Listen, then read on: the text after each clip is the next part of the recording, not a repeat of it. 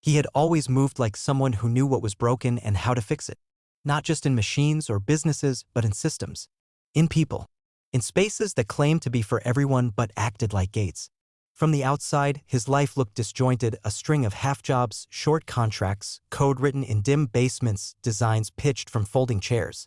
But beneath the surface, he had been building something real. Something precise. No one ever looked at him and saw potential.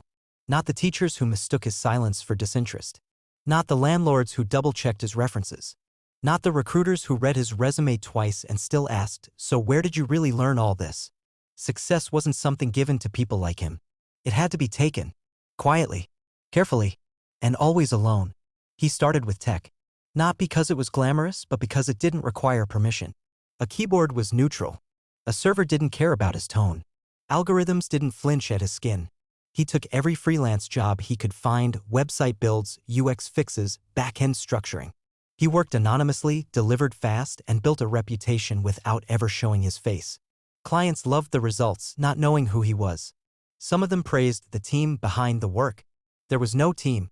Just him, his machine, and too many nights that bled into mornings. Every dollar went back into the stack, equipment, licenses, hosting, learning.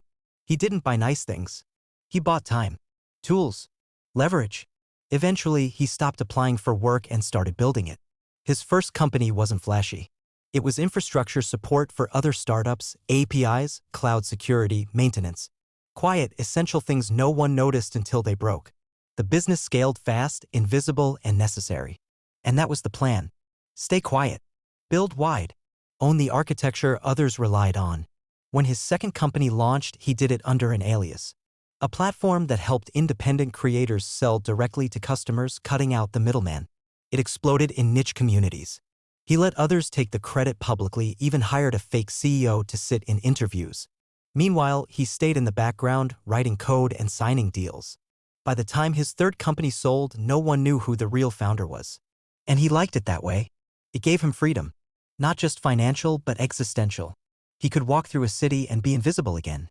No handshakes, no photos, no staged success. Just movement. Just building. And then came the idea to invest in real estate, not just property, but narrative. He wanted to reshape what ownership looked like. Not just by buildings, but rewrite their purpose. Not by plastering his face across them, but by designing systems inside them that operated differently. Fairer. Sharper. Quieter. The building came on his radar through a friend, a sharp lawyer who whispered things before they hit the public market. Prime location. Decaying leadership. Tenants frustrated. Great bones. Terrible ego.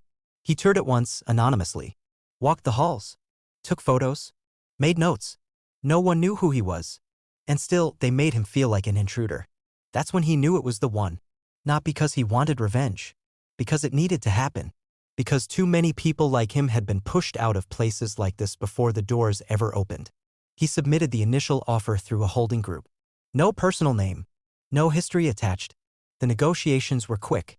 The seller didn't ask questions. They were bleeding money. He was ready to move fast. While they worked out the paperwork, he decided to visit again. Just to feel it. To walk into the place before it was his. To see how they'd treat him when they didn't know they'd already lost it. He stepped into the building that morning without hesitation, but not without awareness.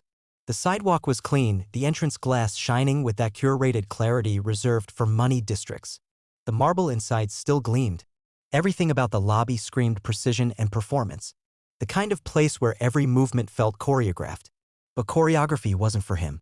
He moved through spaces like music no one else could hear. The security guard glanced at him once, looked back at his screen. No alarm, but no welcome either. The receptionist, however, didn't hide her reaction. She looked up, froze for a second, then tilted her head like she was trying to process a puzzle that didn't make sense. No suit, no leather shoes, no luxury watch. Just the same hoodie, the same backpack, the same calm. She asked if he had an appointment. Her tone was clipped, wrapped in a smile that barely held together. He said yes, then gave a fake name from the LLC. It was in the visitor system. They couldn't stop him, not officially. But that didn't stop the way they looked at him. The way she leaned into the desk just slightly, as if positioning herself above him. The way she said, "We don't usually get visitors like that," in a tone meant to sound polite. Then came the phrase. Not angry, not even loud. Just that offhand comment, made as she handed him the guest badge, her voice low enough to feel like truth. You don't even look like a successful person. And then the laugh. Small. Like it wasn't meant to sting. But it did. Not because he hadn't heard worse. Because she thought it was harmless. Because she thought it was normal. He didn't flinch. Didn't blink. He took the badge. He said thank you. He walked through the building slowly, absorbing the space like blueprints in motion.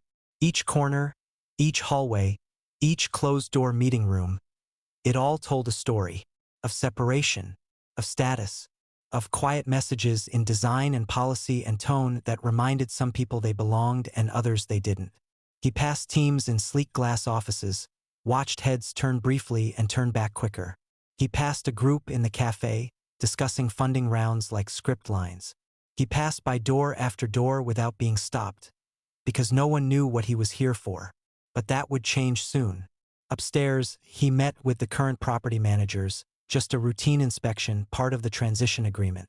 They didn't know who he was either. He introduced himself as a representative of the new ownership entity. They talked numbers, elevators, maintenance requests, nothing personal, all transactional. One of them asked him if he needed directions back to the subway. He said no. He'd be staying a while. The papers finalized later that week. Wire transfers moved silently. Contracts were signed digitally. Ownership changed without anyone in the lobby hearing a word. The receptionist never got a memo. The security guard kept looking past him. No one updated the tenant email list. And that was perfect. Because sometimes the best revenge isn't to announce who you are. It's to quietly become the architect of every decision they don't know they're following. Ownership didn't start with signs or speeches. It started with small, quiet disruptions. The first email didn't even mention a name, just a new signature at the bottom of a building-wide memo. Management transition notice. Operational updates forthcoming. No logo. No personality. Just presence. It was enough to make the tenants curious, but not alarmed. And that was by design. He didn't show up to the building in a suit the next day or the next week. He came and went like a ghost, entering through loading docks, maintenance stairs, side alleys. Not to avoid attention, but to understand it. He wanted to know how people moved when they thought no one important was watching. He wanted to know how they treated the janitor, the courier, the night guard. He took note of who said hello and who looked through people like glass. He started with policy because culture always follows structure. He revised the vendor contracts, quietly ending the exclusivity deals that kept the same 3 companies funneling services at inflated costs. He reopened bids to smaller, local firms. Most of them had never worked a building this size. Now they would. The ones who asked why were reminded that performance would be measured, not pedigree. Next came the hiring. He didn't clean house. He studied it. Some employees had been underused for years, others overpromoted without scrutiny. He didn't judge based on resumes. He sat in rooms, listened to how they answered questions. Watch who took credit and who gave it away. Within 2 weeks, the receptionist who had judged his clothing was no longer at the front desk. She was moved upstairs to data entry, still employed, but away from first impressions. Not as punishment, but as clarity. Her replacement was different. A young woman who knew how to greet people like she meant it. She smiled not because she was paid to, but because she was curious about who people were, not what they wore.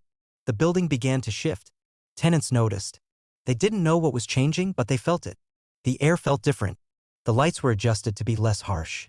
The community spaces, once locked to all but executives, were opened for after-hours gatherings. Flyers appeared for mentorship programs, artist residencies, speaker nights. No branding. Just opportunity. He didn't put his name on anything. He let the actions speak louder than ownership. The cafe on the ground floor received new equipment. He upgraded their lease. Gave them permission to run events, keep 100% of the revenue after 6 p.m. and host local musicians on Fridays. The first night, only 9 people showed up. By the 3rd week, the crowd spilled into the hallway. People laughed there now. Stayed longer. Looked each other in the eyes. Upstairs, some of the executives in long-term offices noticed the change. Some embraced it. Others resisted. One partner in a boutique finance firm left a complaint with the building manager. The atmosphere's changing. It's less professional. He didn't respond with an email. He responded by moving a startup into the office next door, a tech firm led by a woman who'd been denied funding 3 years in a row by men who looked like that partner. The startup was profitable in 6 months. The partner's firm quietly broke their lease.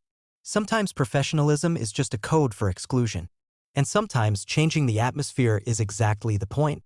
By the end of the 3rd month, the building no longer operated under the illusion of exclusivity. It moved like a living system, imperfect but awake. And through it all, he remained unseen. Not because he was hiding, but because true power isn't always visible.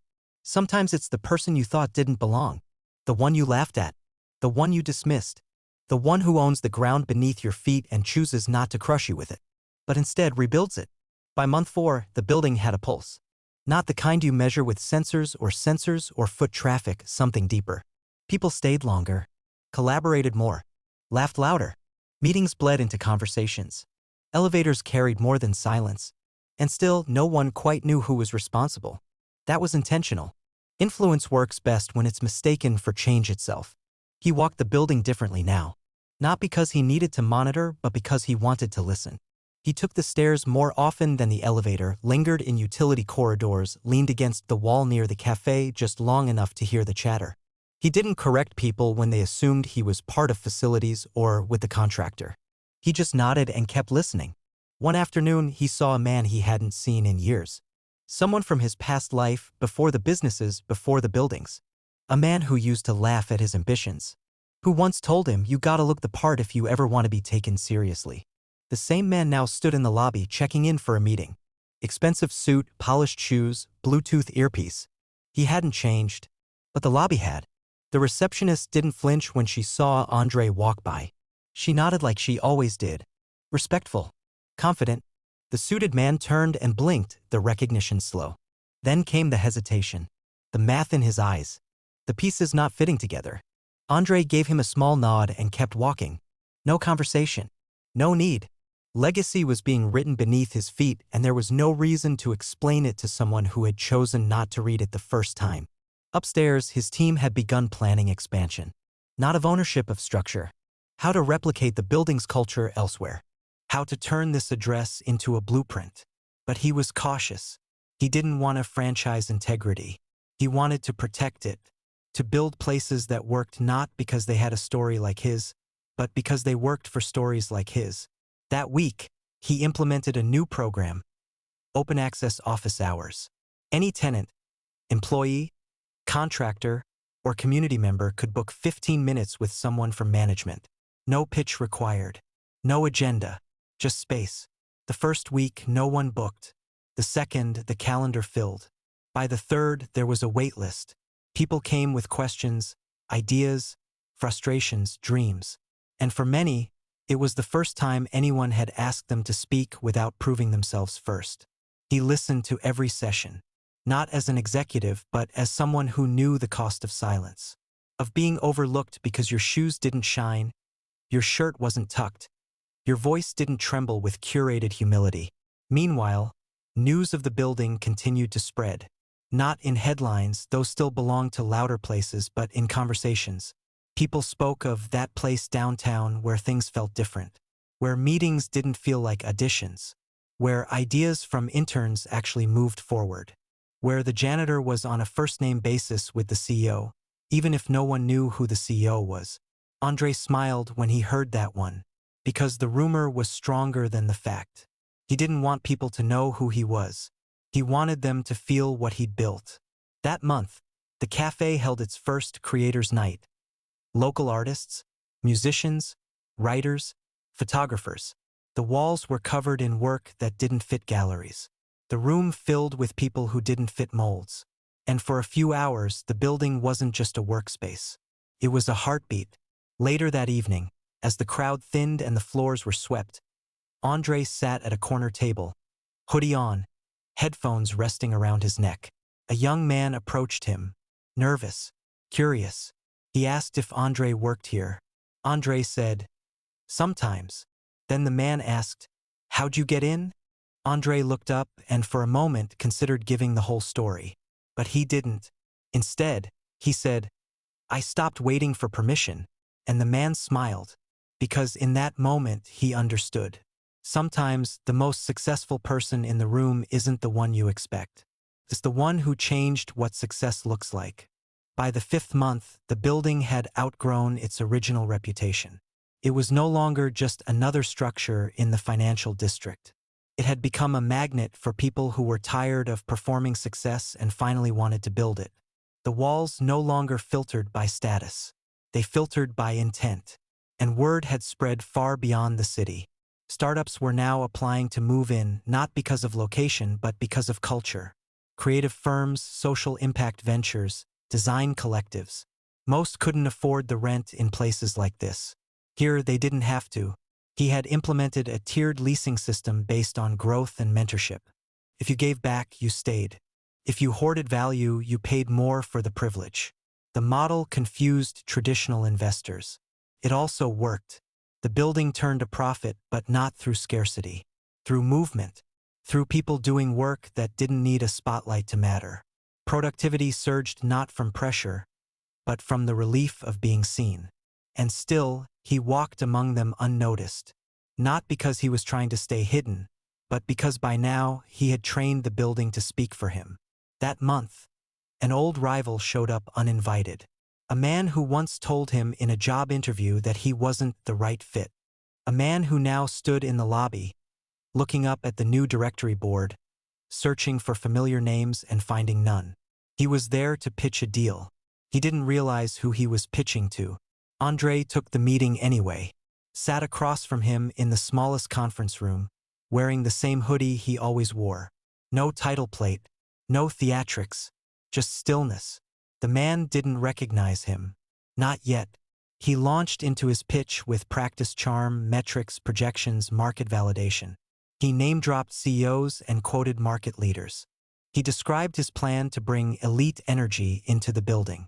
Andre listened, then quietly closed the laptop between them. He told the man, softly, that this wasn't the kind of building where success came dressed in buzzwords.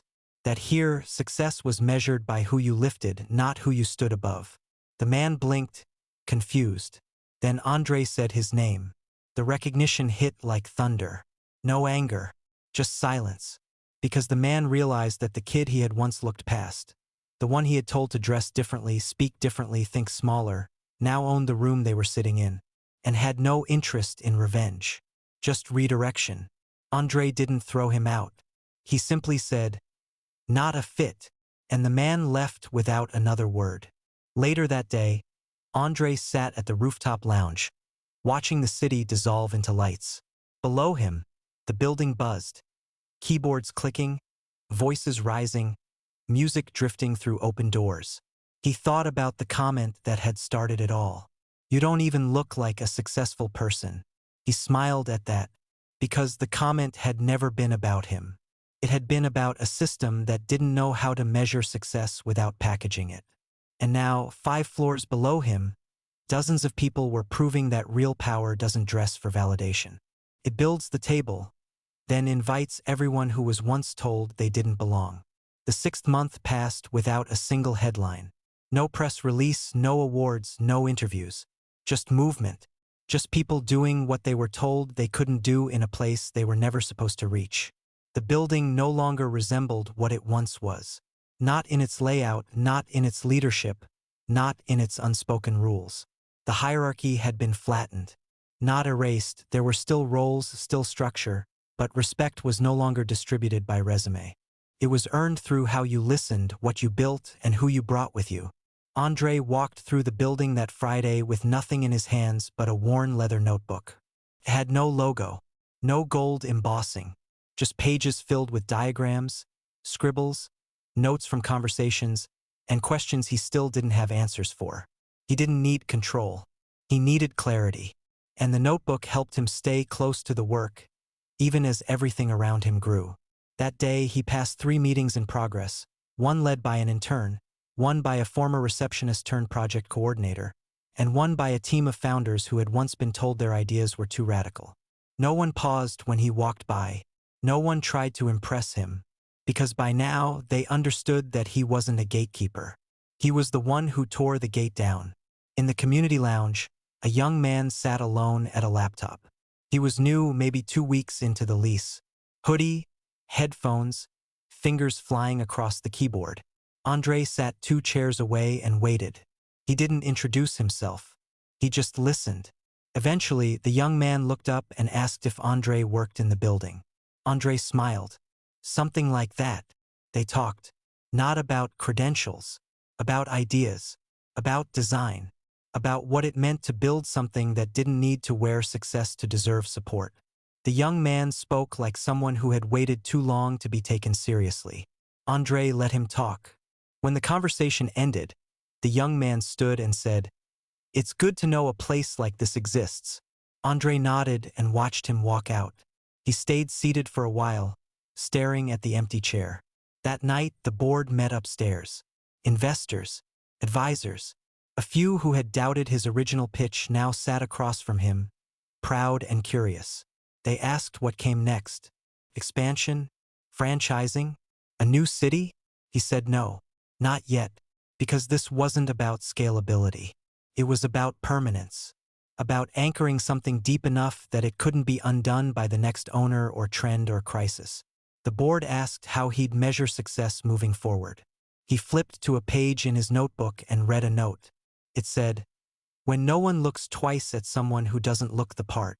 That was the metric. Not valuation, not square footage, but freedom. The freedom to walk into a space and not have to audition. The freedom to not be a surprise. The freedom to belong without justification. When the meeting ended, he took the stairs down, slowly, alone. On the main floor, someone had added new artwork to the lobby, an abstract piece by a local painter. Bold lines, disjointed colors, unapologetic. He stood in front of it for a while, then kept walking. The night was cool when he stepped outside. City lights blinking. Street noise steady but distant. A car pulled up. A driver got out, opened the door. Andre shook his head, waved him off. He didn't need a ride. He walked, hands in pockets, shoulders relaxed. Hood up. Just another man in the city. But behind him stood a building that once rejected him, now shaped in his image. And ahead of him, others still waiting to be rewritten.